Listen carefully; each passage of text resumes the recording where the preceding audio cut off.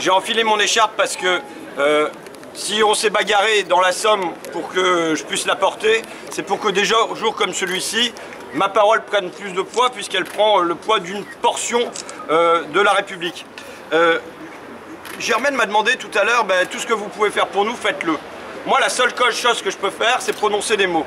C'est venir de vous dire de ne pas vous décourager. C'est de lutter contre le découragement. Ne baissez pas les bras. Il y a des fois, les victoires, elles surgissent au moment où on s'y attend le moins. Et donc vraiment, je suis là simplement pour dire aux militants, aux non-militants, aux sympathisants, ne baissez pas les bras, cette bataille, vous pouvez la gagner. C'est une bataille juridique, là, elle se déroule là. C'est une bataille sur le terrain et c'est une bataille de l'opinion qui est menée. Et pour moi, ce qui se passe aujourd'hui, on imagine le découragement qui peut être le vôtre quand on a face à soi l'État Vinci. Parce que c'est l'État Vinci que vous avez face à vous. Vous savez, quand on entend parler de lobby, moi je dis, c'est trop gentil les lobbies. Les lobbies, on a l'impression que c'est une pression qui vient de l'extérieur. Et c'est encore plein d'espérance qu'une pression qui vient de l'extérieur. Malheureusement, aujourd'hui, c'est l'appareil d'État qui, de l'intérieur, est contaminé. Où il y a eu l'idéologie libérale qui se diffuse de l'intérieur et où on abandonne l'essentiel, et c'est-à-dire là en l'occurrence l'avenir, le climat, on abandonne au privé. Donc je pense que vous avez raison, vous pouvez gagner parce que vous avez raison. Votre lutte, d'habitude je dis par exemple sur Notre-Dame-des-Landes, c'est une lutte locale mais qui prend un sens national.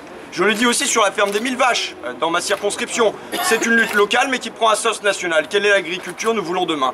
Vous, c'est mieux que ça. C'est une lutte locale qui prend un sens européen. Vous êtes la capitale de l'Europe, ou l'une des capitales de l'Europe. Mais du coup, la lutte que vous menez ici, elle ne doit pas avoir seulement un écho pour l'Alsace, elle ne doit pas avoir seulement un écho pour la France. Pour moi, c'est un écho pour l'Europe. Bravo. Bravo.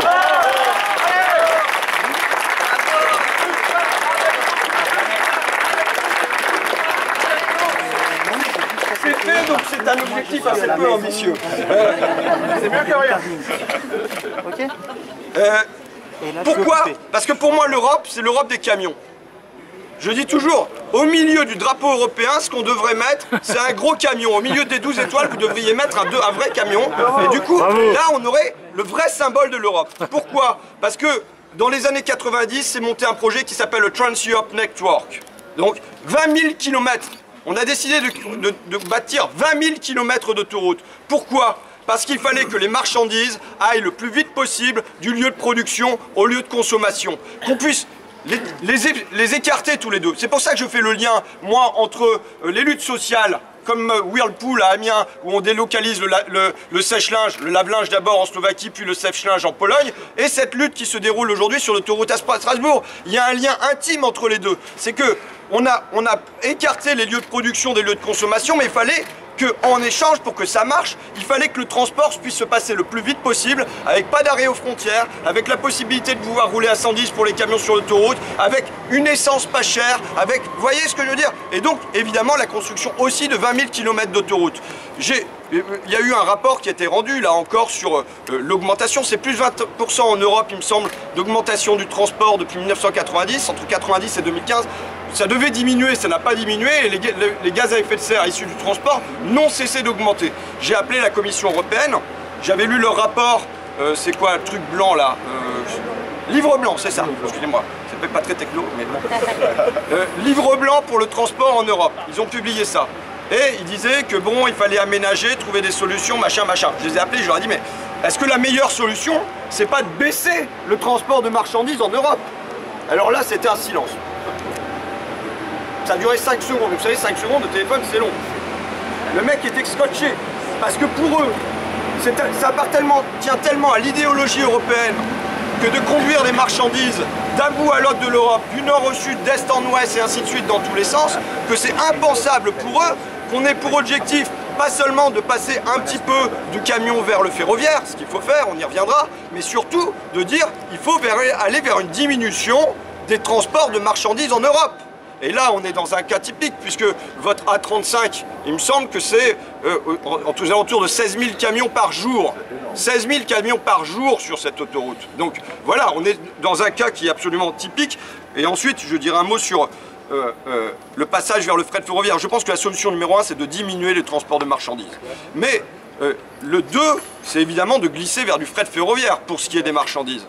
il y a les transports en commun pour ce qui s'agit des habitants. Là, on pourrait imaginer un RER ou quelque chose comme ça qui vaille pour Strasbourg, mais c'est le transport, c'est le fret ferroviaire. Or, dans le nouveau pacte ferroviaire qui a été voté ce printemps, où il y a eu des grèves des cheminots, moi j'ai toujours mis en avant l'argument écologique. Toujours pareil, lié lutte sociale et lutte écologique. Dans ce projet de loi, il y a 83 fois le mot concurrence, concurrence, concurrence, concurrence, concurrence.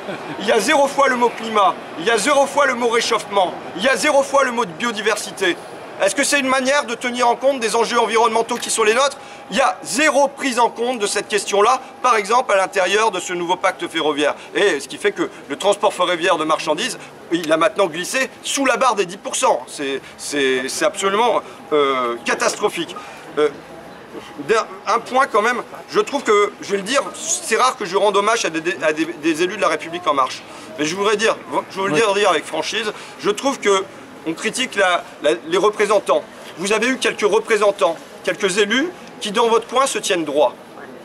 Vous avez eu le maire qui a brûlé son écharpe, je pense que c'est très courageux. Vous avez un certain nombre de maires qui se sont mobilisés sur ces questions. Mais aussi moi je voudrais rendre hommage à Martine Vonner, en toute sincérité.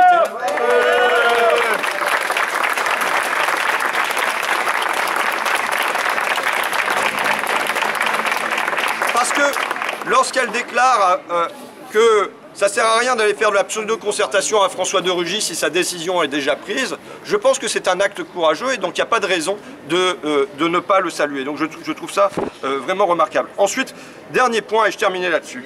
C'est un projet qui date des années 70. Alors vous savez, un paquebot, il met du temps à tourner. Hein, quand on commence à tourner le guidon, enfin c'est pas le guidon, c'est quoi? La barre. La barre. Le gouvernail. Vous êtes là parce que sans vous, je sais pas comment je fais mes discours moi. Un paquebot, quand ça commence à tourner, ça met beaucoup de temps pour que... Alors la queue, ça s'appelle comment la queue? La poupe. La poupe. Ah bon, la poupe c'est pas devant alors. La proue c'est devant. La proue c'est devant. Ah ouais d'accord, bon, je me forme en même temps. On apprend, hein, on a au pays marin ici. Voilà. Il y a beaucoup d'Alsaciens marins. On a aussi le canal d'Alsace. Oui, mais attendez, on va prendre les dossiers les uns après les autres. Hein. Pour que la poupe, donc, elle se mette à tourner.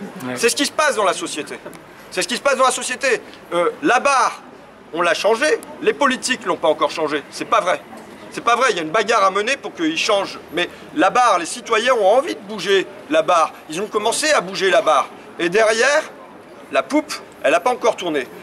Ça paraîtrait pas dramatique comme ça, on dirait bon bah ça va suivre. Le problème c'est qu'on est, je dis, sur quelque chose d'irréversible. Sur le social, moi je suis engagé dans les luttes sociales, c'est mon cœur de métier, c'est ce que je fais depuis 20 ans. Le social, il peut y avoir des phases hautes et des phases basses.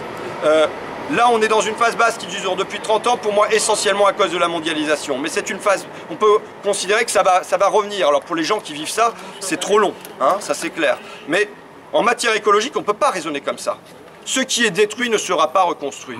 Ce qui est détruit ne sera pas reconstruit. Le processus sera irréversible. Les glaces fondues, on ne va pas les regeler. La forêt amazonienne dévastée, on ne va pas la replanter. Et de la même manière pour vos forêts. Le climat qui se réchauffe, on ne va pas le refroidir. On est dans un processus qui est là irréversible et donc ça impose des décisions qui soient nettement plus rapides que ce qui a pu se passer sur d'autres enjeux. Et là, on voit comment on a un vieux projet qui date des années 70, qui se pose sur un vieux langage et qui vient incarner pour moi un vieux monde. Et il est temps de passer à un nouveau monde. Oui, il est temps sur le plan écologique de passer à un nouveau monde. Ce qu'a raconté Hulot, c'est le bon sens, il est de notre côté maintenant. Le bon sens est de notre côté. Quand on dit qu'on a... L'effondrement écologique, il est déjà là. On n'en parle pas à l'avenir. Il est déjà là. 30% d'oiseaux en moins en 30 ans. 80% d'insectes volants en moins en 30 ans. 30 ans, c'est une génération. La chute écologique, l'effondrement écologique, il est d'ores et déjà là. Et on continue comme avant. Je pense que ça n'est pas acceptable. Et je pense que voilà tout ce que votre lutte ici à Strasbourg et dans les environs, voilà tout ce que votre lutte incarne. Et je vous remercie de la mener avec détermination, pour vous, mais pour le pays, pour mes enfants et puis je le dis pour l'Europe en un sens. Merci à vous.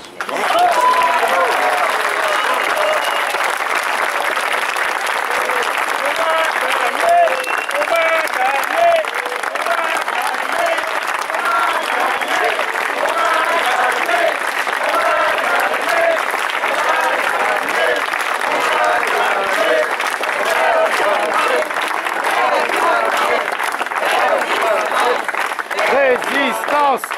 Résistance! Résistance! Résistance! Résistance! Résistance! Résistance!